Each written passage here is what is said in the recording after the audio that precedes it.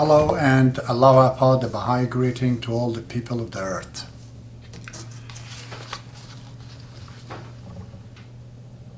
This message is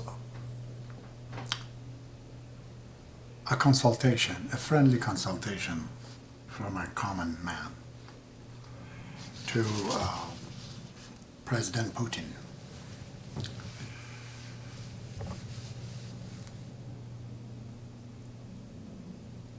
Your Excellency, my name is Abbas Tamori. I'm an Iranian Baha'i who's been living in Canada for close to 38 years.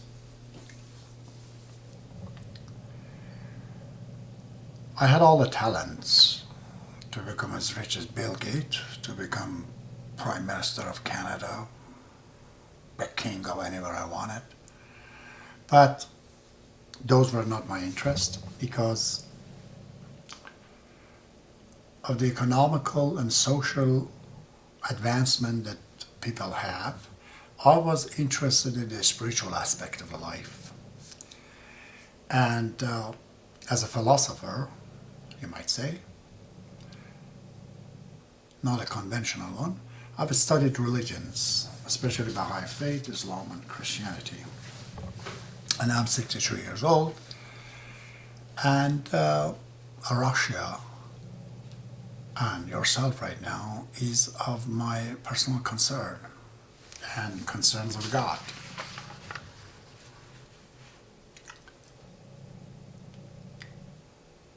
Around 1844 in Iran, right in the neighboring country, a movement started. It's called Baha'i faith.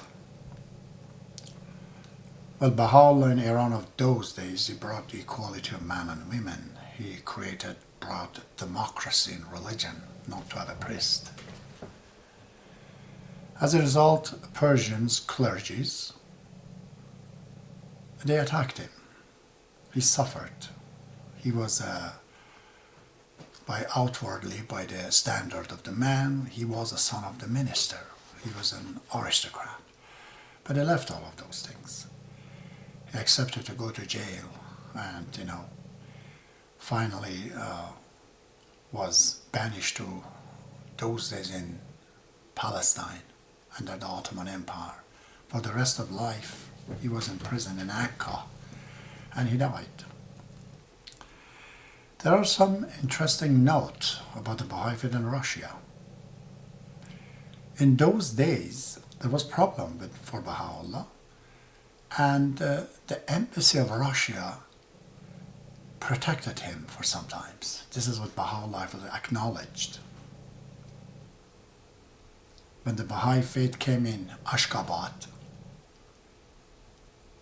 which was a part of Russia those days, and Muslims decided to kill one of the Baha'is, and they did kill him really badly. The system of those days, the government of Russia, objected at that and arrested all of them, and they wanted to destroy them. And Baha'u'llah ordered his followers to go and plead and save his life. There's no need in killing him because it's not going to help the person who died. And even the government of Russia formally, through the embassy, invited him to go to Russia, not to stay in Iran. They don't understand him. But he couldn't.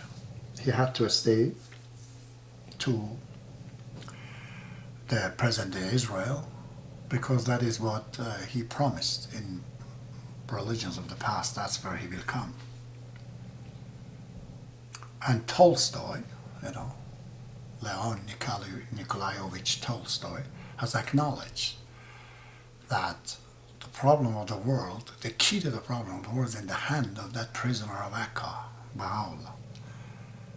There's something to refer to. As a result of that, you're standing in a junction of the history right now that you could destroy yourself and destroy the life of many, many people. Or you could be the savior and start a pivotal point in the history of the planet. This is why God is interested in this issue. I am his elder. I'm like his minister. There's only 24 people like me within the next 1600 years. And I'm responsible for the planet at the time that I'm here right now. I am the will of Baha'i.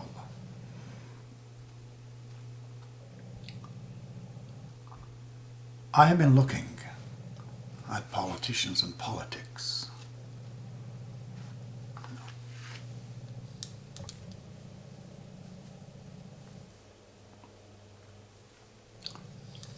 I had seen after the perestroika how smoothly you became a young minister, Mr. Yeltsin, and how beautifully after he went away, you became the president. And I also saw how you negotiated skillfully to become the prime minister of the next president after yourself, because you couldn't be more president more than 2 times. I think Mr. Medvedev. And by virtue of that, you became again the president of Russia. Definitely people liked you, and majority probably like you right now. But this is as far as you evolved. And then you came to the United States, and you plateaued there. I remember to see your interview at CNN with Mr. King. And I also witnessed that Hillary Clinton, he really mistreated you bad, calling you prime minister, basically scolding you and ordering you. That was not smart. She's a smart lady, but that was underestimation of you. So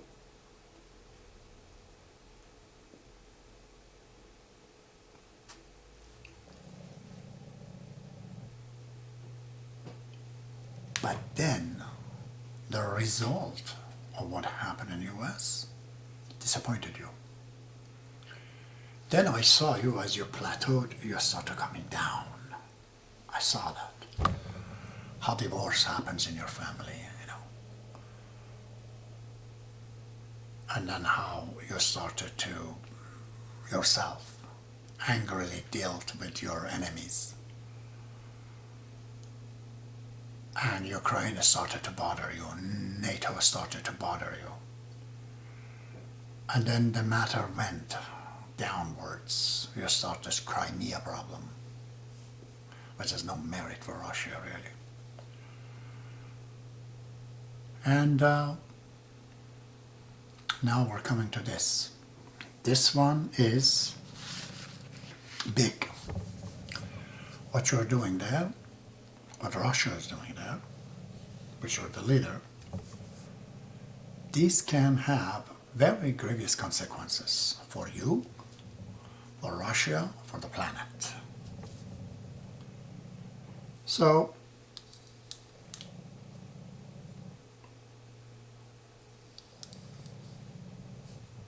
I have to acknowledge, as I did already, you are a talented individual and very smart. But as an elder of God, I will have to give you, before I tell you what I want to tell you, I have to give you a good advice. It's free. When a man, a leader, start to witness his own mistakes, which only he knows it, he's the judge of it. He see the result is not what he was thinking, and it doesn't come true. At this point, the man is a danger by making decisions, because these decisions are going to bring him more and more deeper into the problem. The decision of a wrong man, which you have to judge it for yourself, it makes him to go worse. It compounds the problem. Smart man at this point knows there is a limit for anybody.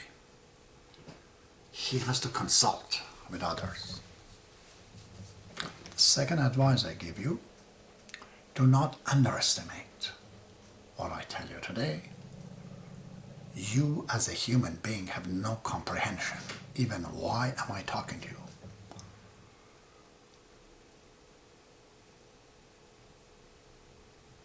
I'm not hoping that you ever hear this or any Russian who hears this even to tell you.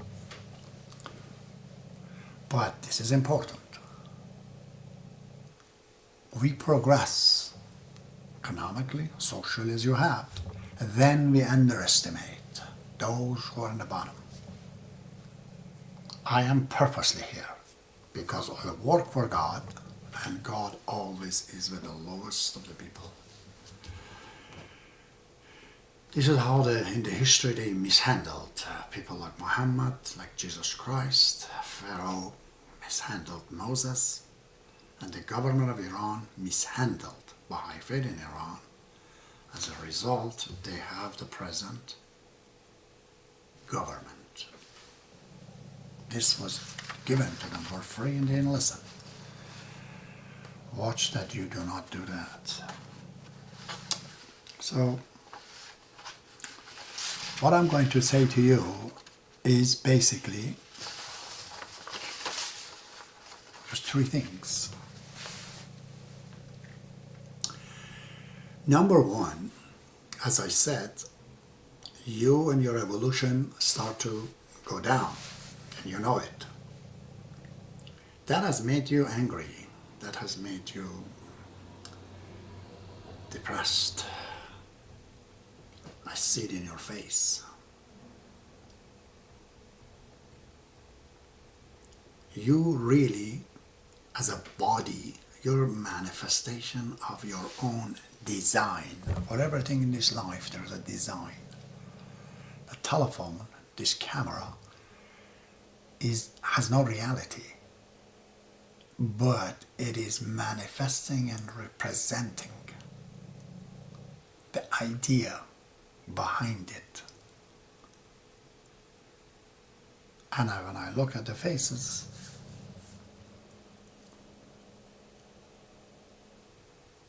and I see when a man is in trouble. I think you have to make yourself happy. Believe it or not, happiness, you can buy it. You can actually buy happiness. Not by hiring somebody to have sex with. That's not happiness. Happiness is a satisfaction within, when you are satisfied with yourself. What I suggest to some of my clients, I don't take clients, but those who seek advice, I tell them if you're unhappy, depressed, find somebody who is depressed and unhappy, like yourself. Go help him. Make him happy. And that happiness flows back to you. It's like a ball. You're hitting to the wall and it comes back to you. You have all the power. Find out these poor people in Russia. Investigate around the world.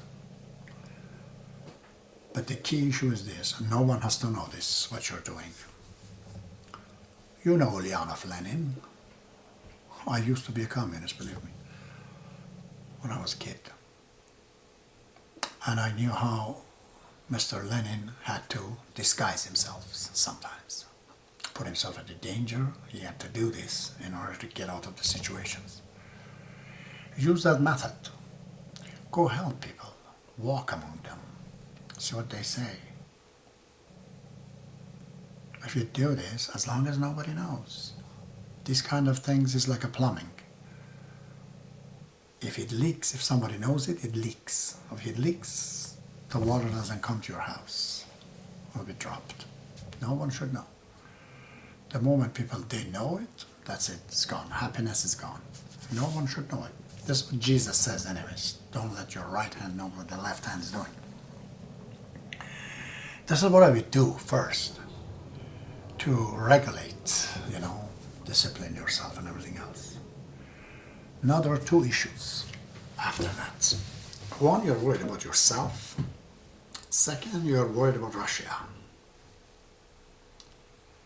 You do not believe in NATO, you do not believe in Western civilization. I mean, US, Canada, and all this capitalist, imperialist.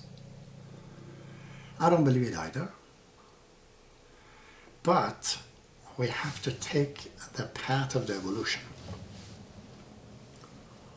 You know why communism never was achieved by Lenin and Karl Marx. Because people, they jumped from socialism, from capitalism to socialism. They jumped from capitalism to imperialism, just west it. They couldn't eat from within the country, they started to eat outside of the country. That's where imperialism started. So they survived in a different way, different level of capitalism. And you don't like them to bring those values, those social understanding from, I don't want to mention many things, in Russia. You think is not good for Russia. You also believe Russia is a big, vast country. It does need some kind of a dictatorship, or else country will fall apart. Everybody's going to claim something. Siberian tiger also is going to say, I want my own province. I agree with that too. But dictatorship is the greatest and the best, safest way. If the dictator is God. In other words, if the dictator is perfect. Because a perfect dictator does not really dictate. He's loved. If a dictator is loved by people, then that's what it is.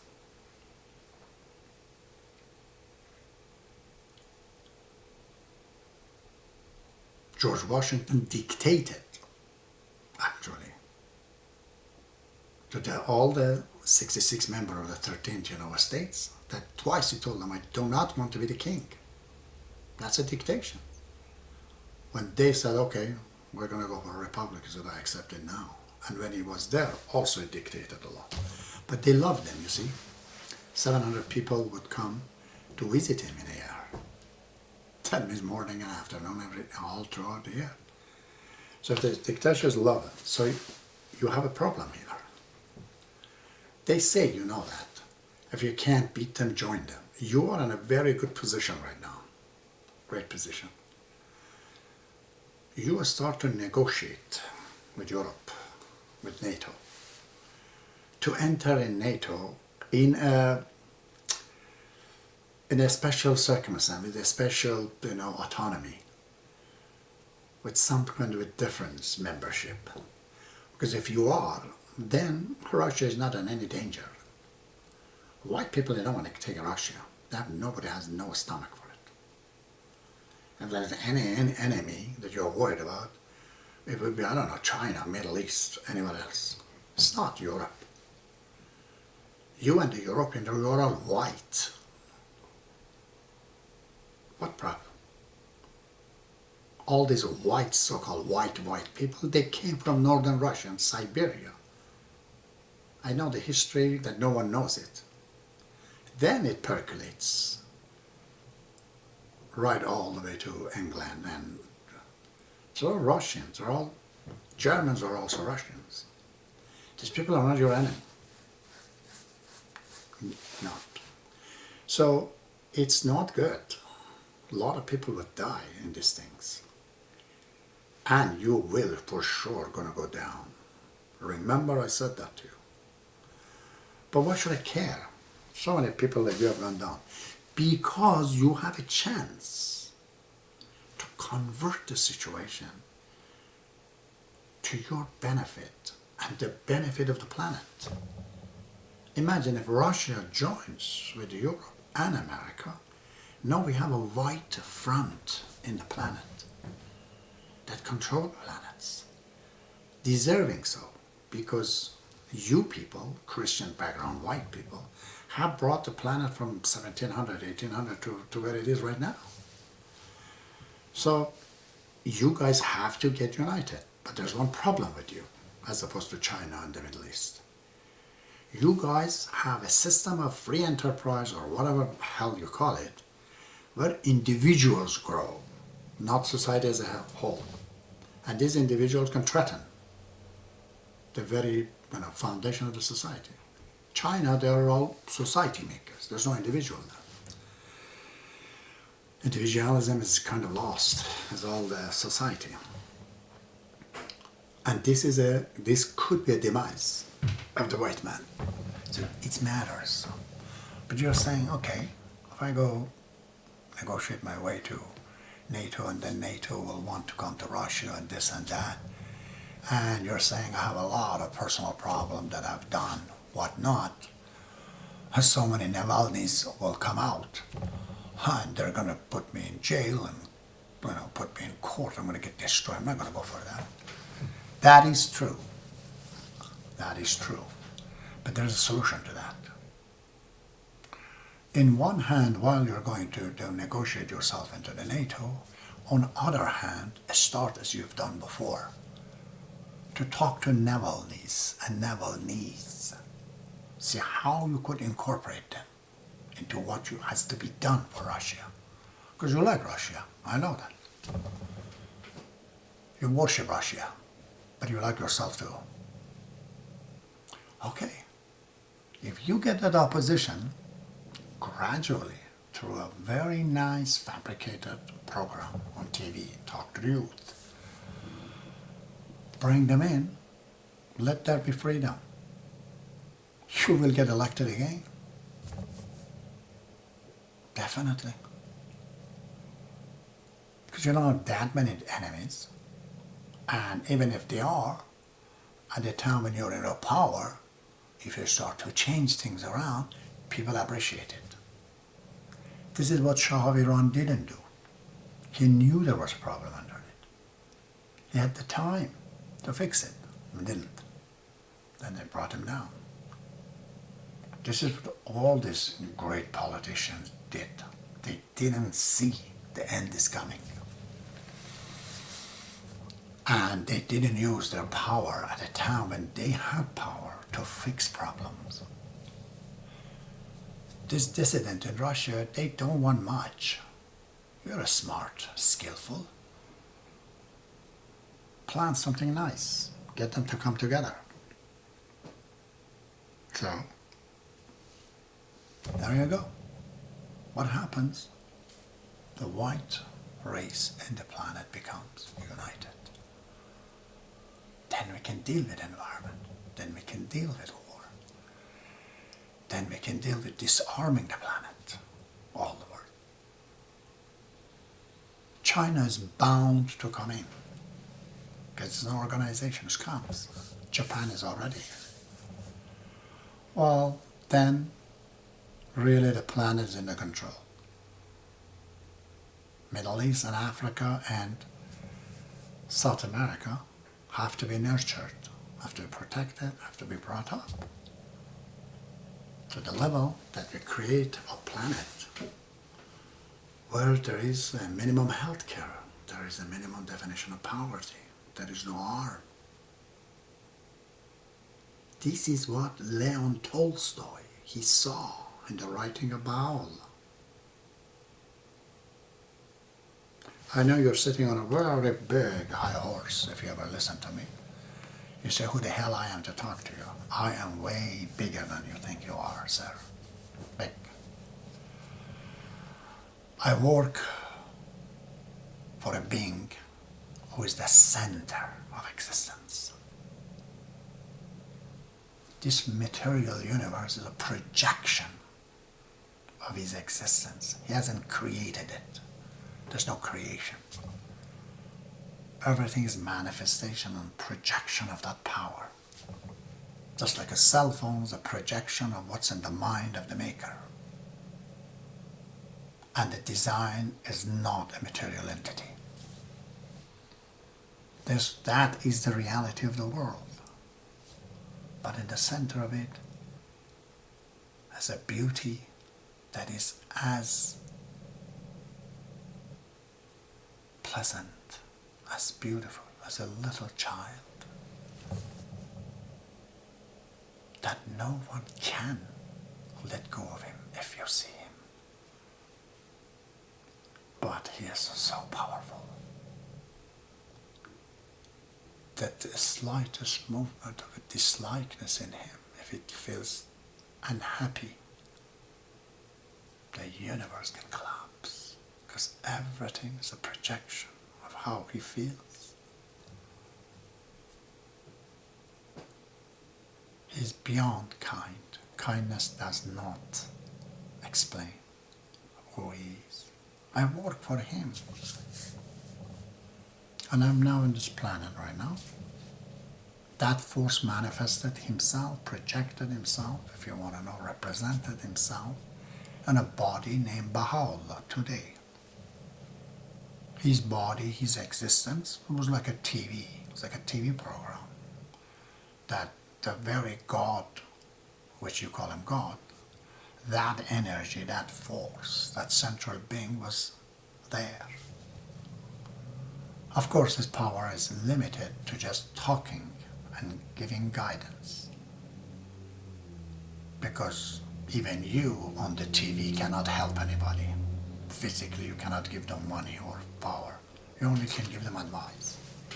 So Baha'u'llah is the voice, the true voice of that entity. And I am true voice of wish and the will of Baha'u'llah today too. You know, I grew up first time as a child in Iran with Russian literature. It was published by Progress. We call it Progress. And all these books, beautiful books, very nicely, in Persian language. All these stories for the children. I used to get it from an Armenian shop. I had many of them.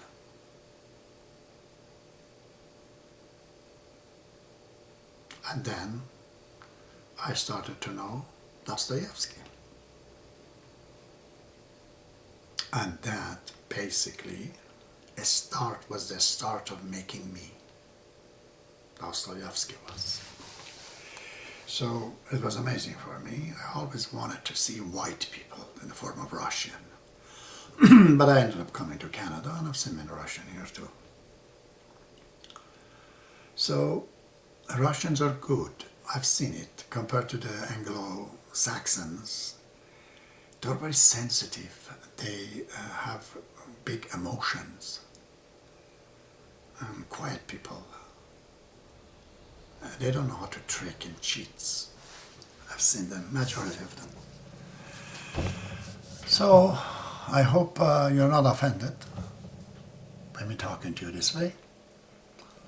But I know as big as you get yourself to be, if I have to go with that measurement, you tell me, who is big? The one who lives for 70, 80 years among the people, or who is among the people for at least 1,650 years? Who is really bigger, according to you? Okay? Good night. Thank you very much.